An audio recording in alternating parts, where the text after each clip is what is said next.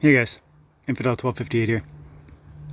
I want to do a video showing some gameplay here today because I made it into gold, but internet's been difficult ever since I've been out in the camp site, and also as a result of bad internet, I lost 6 in a row. I went from 2,000 rank points, which is like, I think halfway out of gold level 3, which is low level gold, halfway into the middle of gold kind of thing.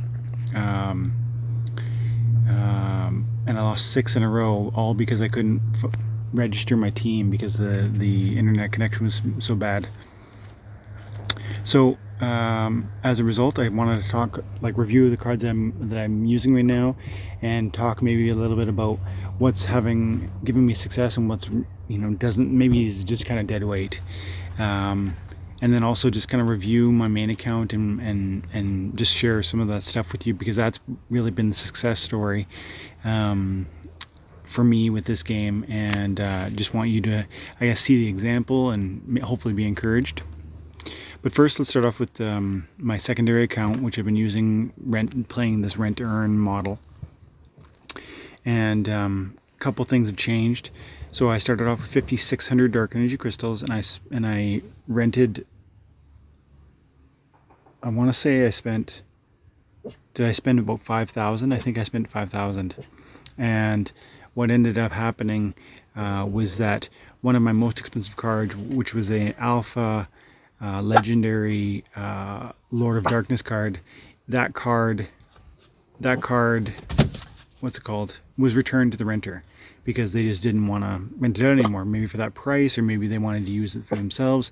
I don't know, but it was taken off my market, and when that happens, if I break the contract, or if the renter breaks the lender breaks the contract, what happens is whatever money is in escrow is released at the end of that business day. So the full business day is gone. If I end it today at the hour on which I took it, a 24-hour period is over, that I no longer have use, and all of the money that was in escrow is returned to the renter.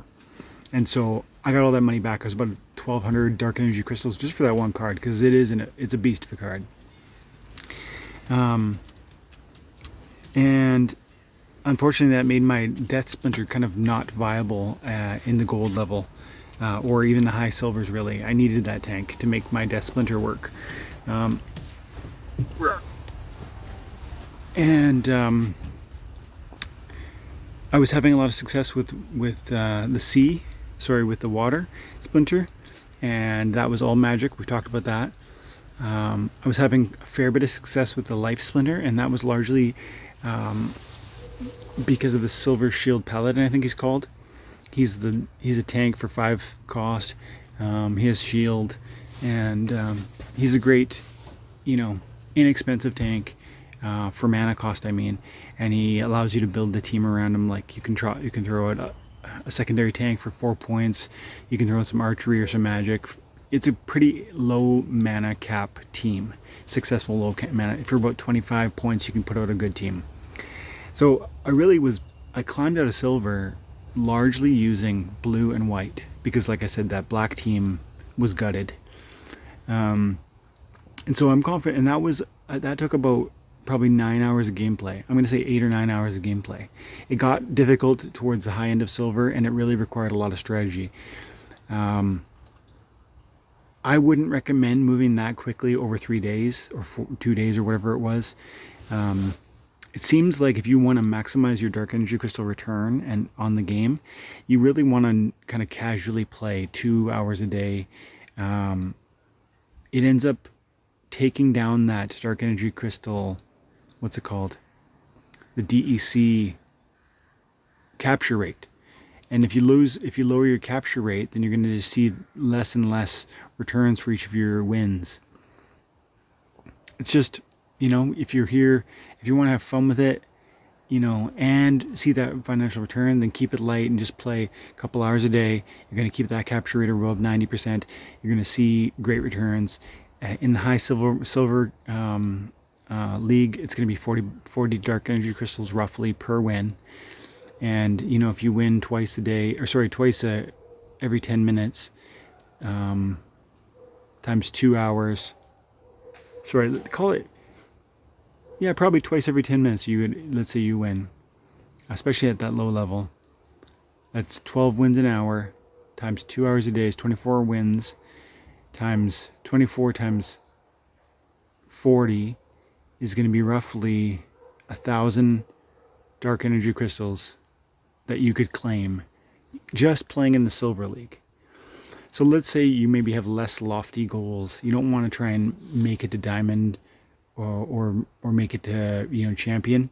Just rent a basic blue team with maybe a couple cards in your white or your green or your black. You don't really need 2 teams. You need 1 ace, and that really should be your blue team, as far as I'm concerned. And then play a couple hours a day. To rent the blue team is going to cost you $1,000 for a week, maybe $1,500 for a week. And I'm telling you, you can generate with that deck. You can generate 1,000 dark energy crystals a day, and I think that's pretty conservative. It might take 2.5 hours, it might take 3 hours, but it's not going to take more than that to get 1,000 dark energy crystal return on that rental. So what I'm saying is, you spend 1,500 dark energy crystals. It seems to me you can get the type of team you're seeing here. Like Lobsterdamus is going to be pivotal. A Spineback Turtle is great if you can get him, because he's got that hit point and the shield. Stormbringer, you got to have this guy. He's not cheap, but he's worth the money. And if you're shooting to stay in that silver range, get that high silver 1 league, and that 40 dark energy crystal a win I'm talking about, maybe you only need level 3 of this guy. You got to kind of feel that out and see what you need. I was using level 4. The Medusa is great for that 4 mana cost and the stun. The Ice Pixie is amazing, but is very expensive. The two cost on this little character is so nice, because even on a low mana cap battles, you can still slip her in there, and she's with the Stormbringer. She's going to do 2 magic damage, which is very significant for a 2 cost monster. The Captain's Ghost here is so great for that infliction or whatever it's called, because that debuff is going to prevent the heal on your enemy tank, and so often that's the thing that gets you if they're out healing your damage, right? So just cancel their heals. So blue, oh wow, this card too. If you can get this guy level 1, I think in silver you're capped at level 2 with legendaries. That's right. So you could get level 2 of this guy, but even level 1, as you can see, this is a level 1. And look, 7 hit points, 3 magic attacks, speed of 6, flight, dodge. Yes, it costs 10, but so effective. And then with Stormbringer, this is doing 4 magic damage. Such a powerful card. This behind the Lobsterdamus. Look at that. Just get those 2 cards. This right behind the Lobsterdamus. Lobsterdamus, remember, costs 6. Where is he? Lobsterdamus costs 6 mana to play, and it has 11 body points with the Magic Reflect at level 3, the shield at level 3. The damage is not there, but this is your tank. And again, with Stormbringer, he's throwing 2. So throw that guy in front of the other guy. You're talking 16 mana plus your the mana cut for the summoner, 19. You're gonna be able to pick those 2 people in almost every battle, and that's gonna win. Like, it's gonna win most of your games. So keep it simple. Stay in silver. I'm finding gold is attainable. I made it there. I'm in gold. Well, actually, I just fell out of gold because, like I said, I lost 6 games in a row due to couldn't submit my team correctly. But I really feel I've established now that you can rent to earn, and it will profit you, and you will have fun with the game. And by the way, we didn't talk about, through that process, you're getting daily rewards, season rewards. Those include dark energy crystals themselves or cards that you get to keep. And so that alone, if you stop right there, is going to work for you. For 2 or 3 hours a day, you're going to be able to make 1,000 dark energy crystals a day. Times a week is 7,000 dark energy crystals on your weekly rental, and the rentals are going to cost no more than $2,000. And it depends how deep you want to go, but I think if you just got this Phantom of Abyss, and if you got the Lobsterdamus, and maybe throw in the Orca, which is a very inexpensive rental card, you're going to be spending, I bet, 1,000 dark energy crystals a week. So I'm giving you a recipe right here to have 6,000 free dark energy crystals every week by playing this game. And I don't know what the dark energy crystal exchange is right now, but that's probably in the neighborhood of $20 US, something like that. And then the cards, right? You're getting cards that you get to keep, and the appreciation on those cards. So that's going to be the recipe for making money in silver. But if you want to climb into gold, you're going to need to go to 2 teams deep, 3 splinters deep. You need to have diversity. You can't just come at them with blue, blue, blue. They're gonna stonewall you with a tank that has void, some heals, some opportunity attack, and then they're gonna cancel you. So and silver is just so much less competitive. I was having fun last night in gold when my internet wasn't acting up. I got it, like I said, I got up to 2,000 rank points, and I felt like I was probably going to be able to climb to mid gold anyways. Maybe not top gold with this deck, but mid gold. And then you're going to be seeing like 6 or 7 cards per daily quest return, plus the season rewards of I think 24 cards. But I'm paying so much more, and I had to. Not only am I paying, I'm probably renting $7,000 worth of, or 7,000 dark energy crystals worth of cards. Remember, we started off paying 5,500, but then I sunk more into it as I won. Like I got up to 3,000 dark energy crystals, which is more than half of the way back to what I put in. But then I said, oh, it's hard to win some of these battles. Let's just get one more card. Let's get one more card. I'm still confident I'm going to more than pay for that deck over the course of the playtime for that week, which still has 2 or 3 days left. But you want to, if it's just about the money, you need to treat it like a business. You can't try and, like, a few times I've rented one more card out of pride's sake. Like, I want to win. I want to get higher because I love being competitive in this game. My main account is champion level, and I love being able to get really creative with all the monsters I throw at my enemy. Like this time it's blue, next time it's black, green, red. Like I've got all the options on the other deck, and so it feels, I'm so inclined to just go rent one more card. So silver might be the path for most people, but gold's very attainable if you got the budget. Say if you're willing to sink about 5,000-6,000 dark energy crystals for a week. And then I think you're probably, if you can get there, if you're already in silver, it's going to be a lot easier to make that leap into gold. You're not going to have to do all the grinding I did coming out of novice and then through bronze and then all the way through silver and then in gold. A lot of time, a lot of wasted capture rate on the dark energy crystals because you're getting no return on those novice battles and practically no return on the bronze battles. So rent 1 or 2 cards, climb out of novice, and out of bronze, however long that takes. That might take you 2 weeks because you don't want to rent as many cards as I did. So be it. That's gonna get you a new starting point at the following season, and you're gonna be higher than novice. And that's important because it makes it less difficult to climb the next season into higher and higher ranks, high silver, low gold. Yeah, let's see some of these white cards. This is one of my other favorite decks for this low level. This healer is great. I love the Divine Healer because she's got that magic damage. She only costs 3 to play. The slow and the tank heal. The Divine Sorceress, I find I don't play as much as, like, I kind of maybe shouldn't have rented this card. Yes, she does 3 at level 6, but I'm not playing a lot in gold, right? I've only just gotten there. So this might have been a waste of a rental early on. I was renting it when I was back in novice. Light Elemental, another good card, but the low hit points always seems to frighten me. I end up steering clear of it, and I go with melee damage. So I'll end up picking something like the Silver Shield Assassin and going for that sneak attack and that lightning strike, which means this card attacks twice per turn. And then I'll throw this card in with the Feral Spirit for the other sneak attack damage. And the Silver Shield Paladin is my tank. So this is the front end. And then I'll throw on, where is it? Oh, I guess it was returned. So I was renting, I forget what it's called, but it's like, it looks like a knight, and it gives Inspire, and that Inspire amplifies the damage of each of your other melee attackers.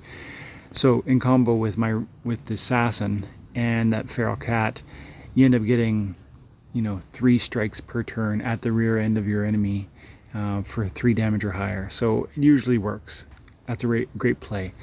But quick tip, I guess, what I'm kind of getting at here and what I'm realizing now just as I talk it through, it's like having a unified vision, like for your team. So what's my deal with the White Splinter? Am I going for magic damage? Because I rented 3 magic monsters. Well, at least these 2, the Divine Sorceress and the Light Elemental. They're strictly and exclusively magic attack monsters. They're not going to do a sneak. They're not going to do an opportunity. They don't have a lot of hit points.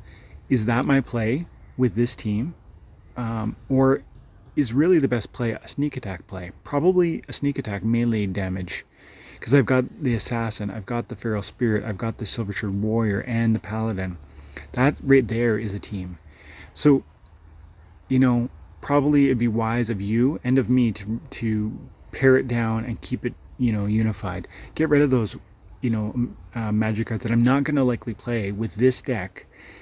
Save the Dark Energy Crystals and maybe apply them elsewhere, or consider them, allow them to be extra profit in your pocket. Let's look at my Death Splinter. The Undead Priest, such a clutch card for the low level. My Death Splinter has become my secondary magic. Check this out. Magic. The Hawan was inexpensive for low level. Yeah. Where is it? More magic. Magic Shield. More magic. So this deck has been pretty inexpensive, and then is another clutch deck, especially for gold levels. So if you do make it that high, go black and start looking at things like the Dark Huan or the Lord of Darkness.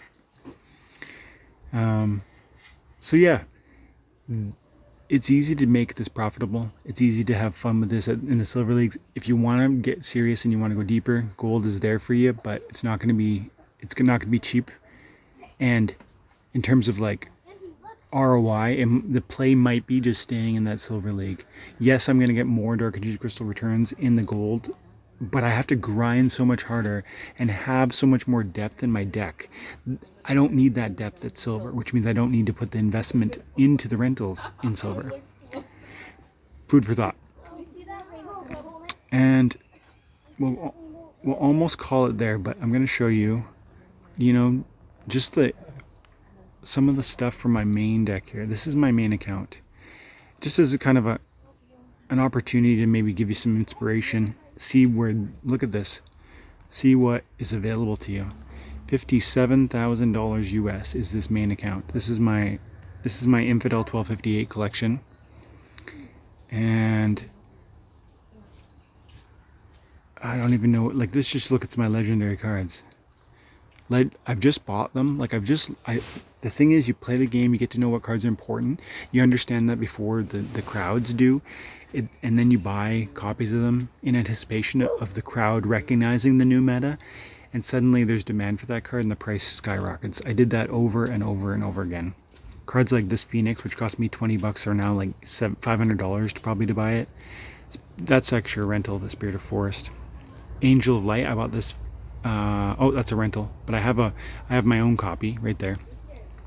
I bought this for $25, which is $5 per $5 per BCX, and it's probably worth $200 now. Lord of Darkness, I bought that for $40 US, $40 US in the Dragon. This unicorn, they used to give it away. Honestly, it was 99 cents per BCX, so that cost me $11. Now it's so much money, it's ludicrous. I'm not going to bother showing you currently what the market values are because it's just too much to load those screens with this bad internet. But each of these cards I bought months ago for next to nothing. This one again was like 80 cents per BCX. So that cost me $10. And you might say, well, yeah, that happened to you, but it's not going to happen to me. It will if you're interested and you stay attuned to how the game is growing, because new decks are coming. They're going to release another deck every year. They're going to release, land, and that's going to have new earning opportunities. So you just keep your finger to the pulse, and you're going to see these opportunities as they come. I'll leave it at that for now. Thank you guys for time and attention. And thanks for 100 subscribers. It's amazing. Hope you're having a great day. God bless.